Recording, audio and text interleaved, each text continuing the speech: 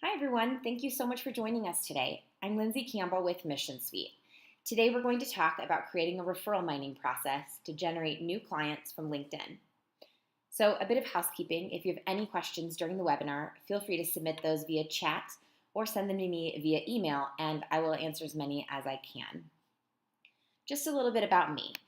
I joined my husband Ian almost a year ago to help him continue growing his company, Mission Suite. It's a unified sales and marketing platform. We offer a Swiss Army knife approach to systems by including CRM, email marketing, marketing automation, and event management all in one place.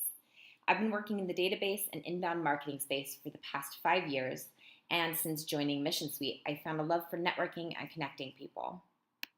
So first things first, I want to talk about the challenges of selling on LinkedIn. We all talk about how great it is, and it's a great tool, but it still comes with its challenges. You have a great prospecting but lousy information. You may be able to find the people that you want to find, but maybe they have their personal email and you need their work email, or they have a wrong phone number, or only their cell and you need their office number, or vice versa. Often with LinkedIn, you're not getting all of the information you need, but you're able to use it as a great prospecting tool to find the right people. Second, the prospects that you are looking to connect with aren't actually spending a lot of their time on LinkedIn. A lot of us are selling into the C-suite or leadership or executives, and most people at that level aren't spending a lot of their time on LinkedIn. Finally, if you're doing anything with content marketing or trying to engage people with your content as a starting point, a lot of times the content you're going to post is going to get lost in the noise. And although it's not as bad as Facebook or Twitter, you will still often get lost in it and not get the visibility you're hoping for. But here's the great thing about LinkedIn and why we keep coming back. You get names, titles, and relationships. So what does that mean? You're able to look up a company and find all the people that are in that company that are on LinkedIn. You're able to find the names of the current CEO. You can find the name of the VP of sales or VP of marketing. So you can get those names and titles, but more importantly, you're able to find people that are second or third connections to you so that you can get a little bit closer to those people a little more quickly and a little more organically. So that's what we're going to focus on today, because this system we're talking about today leverages those relationships that you already have. So the goal is to use LinkedIn as a starting point, but to pull it offline and off of social media as quickly as possible, and to engage in the process as a one-on-one email or a phone conversation. So that's what we're going to talk about. So step 1, identifying your referral mines. So this is where you determine who you can use to act as your, quote, referral mines. So while you're creating those referral mines, keep in mind that the people on this list should be people that you feel comfortable asking for referrals and introductions. So this is more than just telling people what they can listen for you. This is actually proactively going out and asking them to be for specific referrals and introductions. So you really want to make sure that you have a list of people that you're comfortable making those referral and introduction requests. So think about different associations you're a part of. Think about your clients and customers. Who are some of your best clients that you might be able to go to once a month, once a quarter, or even once every 6 months and ask for referrals? Also, think about your network associations or networking groups, people that you're connecting with already intentionally to build a referral network. All right, so step 2 is writing up your referral mining email. The key here is that you want to make it a template. Create an email template that you can use quickly and easily. So we're going to talk later about systematizing this whole process, but you want to create something here that you can actually turn into a system, not something that you have to do over and over and over again and recreate, because it's going to take too much time and you won't do it. So writing up that referral mining email template is going to be very important. So a few tips for writing up that referral mining email. Keep it simple. You want to make it as easy as possible to edit quickly and send quickly. Keep it short. Don't overthink things or make it too difficult for your referral mines to consume.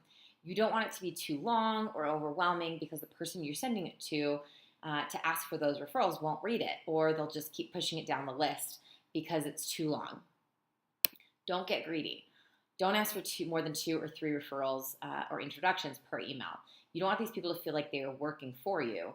You don't want them And you don't want to ask for too few introductions, because that makes it more likely that they're not actually well connected or don't feel comfortable making that introduction. Be clear in the email exactly who you want to meet. Include their name, title, and company. Don't be vague and say, I want to meet a salesperson from so-and-so company. Give them the specific name, their company, and their title so it can trigger your referral mind to say, yes, I know that person and can make an introduction. Or no, sorry, I don't know that person, or I don't know them well enough to make an introduction. Include an introduction that they can send to their potential referral.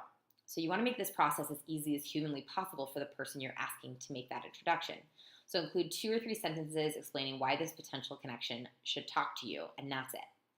You want them to be able to copy and paste your introduction into an email template so they can easily send it out.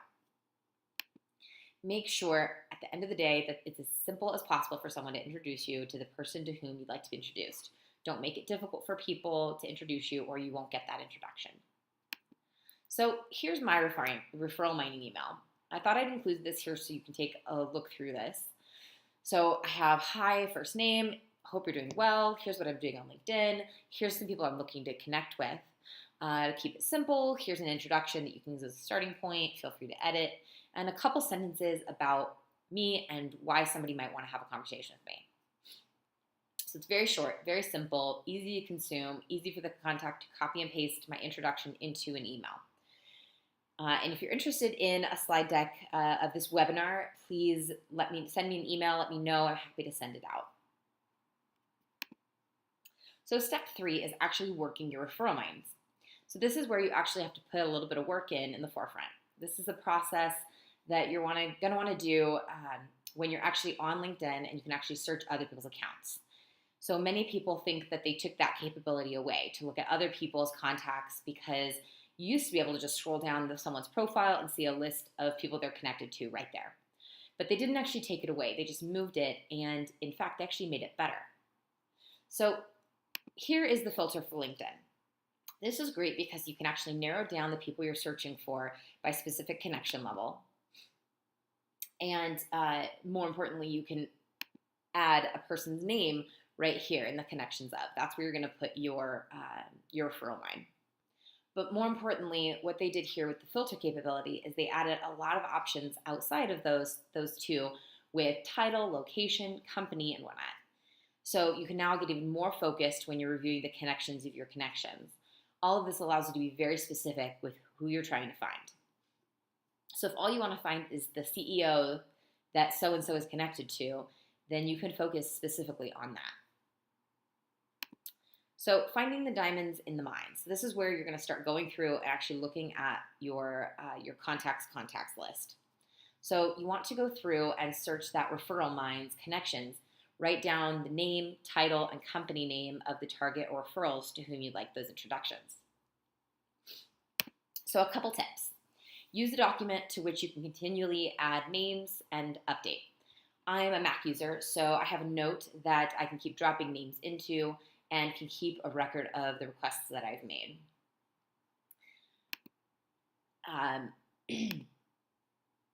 So next thing, when you create that document, use the referral mine's name as a header for organizational purposes. So when you look at your document, you can see that Tom Jones has 10 connections that I'd like introductions to, and Sarah Smith has 5, and so on and so on.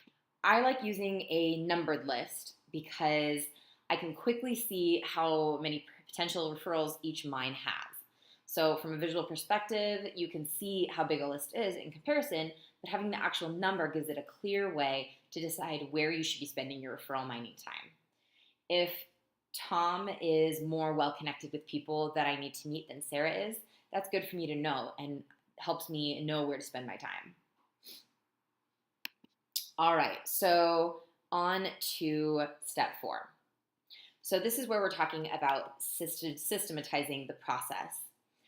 So we've talked a little bit about this earlier, but you really want to create a system out of this. So maybe it's something that once a week it's easy to do and run through. Maybe every Monday morning you go and document one new referral mine, and through the week you ask for those connections. But you want to be able to systematize that and be able to do this regularly because persistence and follow-up is what makes things successful, especially in sales. So now it's time for you to build your process. I'm going to lay out my process here, but you'll want to make this yours and figure out how it's going to work for you. So what I do is I have certain power partners that I do this for every week. These power partners are people that I have specific agreement with to make these requests on a weekly basis. I only have maybe 2 or 3 of those people, maybe 4 or 5, but these are people that agree for me to ask them for 2 or 3 referrals, and I expect them to do the same. So we agree to take that time for each other. A lot of times these are people in complementary industries. For example, with my business being in CRM and marketing automation, I'm partnering with marketing firms or sales trainers and business coaches and marketing consultants and executive coaches. These are industries in which I look for the right person to create that explicit agreement with. So monthly. So we're all in meetings with referral partners, maybe a weekly networking group or a monthly networking group. These are partners that are a little more broad, not necessarily as specific or focused as your power partners. You don't necessarily have an explicit agreement to make introductions and referrals, but they're still strong partners and people that you've gotten to know pretty well. So these people wouldn't be offended if once a month they got an email from you asking for 2 or 3 introductions. So then I break it out into quarterly. These are just general networking partners. Often they're people that I see at events over and over again. I'm not necessarily looking for someone in a focused industry or someone I see super regularly, but someone that wouldn't mind if I asked for a few introductions from time to time. Lastly, I have my semi-annual list. So for example, I ask my clients every 6 months. We send out a note asking for referrals. Also, other associates. Maybe I've made an introduction for them to someone who now they're doing business. So I'm able to leverage that relationship. But these are few and far between because we don't necessarily have a great relationship or see each other very often. Or they're my clients and I don't want to hit them up too often with requests. So that's how I've built out my process. I've set up reminders with the names of my different partners to remind me to touch base weekly, monthly, quarterly, semi-annually. And depending on the size of your list, you may want to break it up. But if you spent the time prepping your list and creating your email template, sending out these referral mining emails should not take very long. So really quick, I want to touch on Mission Suite and tell you a little bit about how Mission Suite can help with this process. So like I mentioned at the beginning of the webinar, Mission Suite has the CRM and sales pipeline management tools. So we can actually manage those interactions for those contacts. You can have a referral mining group within your CRM and set it up so that every 6 months those people pop up with an activity for you to do your referral mining. Using the marketing and sales automation, you can automatically assign tasks to yourself that repeat within those contacts so they don't slip through the cracks. You can create email templates to even further simplify the whole process. So there's a lot you can do as far as marketing and sales automation is concerned that can keep this referral mining process moving and keep you reliable with it. So the email marketing is where you're actually going to build and send manual emails and automated emails, whether they're newsletters or individual plain text emails. Again, because we're pushing those emails out and sending emails to people asking for that introduction, the email marketing capabilities here become really helpful. And finally, those inbound marketing tools. You're able to do things like set up a form, and maybe your introduction is something to the effect of, here's some value that this person can provide. Just go to this link and you can download their white paper or their notebook or whatever it may be. But you're able to build out these forms to connect those to collect those leads and to be more efficient with them. So anyways, that's how Mission Suite can help. If you'd like to see a demo of Mission Suite, we do demo webinars every single day. You can see the demo link here on the slide, and it's also up on our website. And once you register, you'll receive a checklist of 20 things that you can start automating quickly and easily that can help you save up to 2 hours a day on new business development efforts, including things like this. So again, I wanted to keep this short and sweet, and I hope it was both. Thank you so much for your time. I hope this was valuable to you. Please feel free to call or email with any further questions. I'd love to connect with you on LinkedIn. Please feel free to take down all my information. Thanks again, and I hope you have a great day.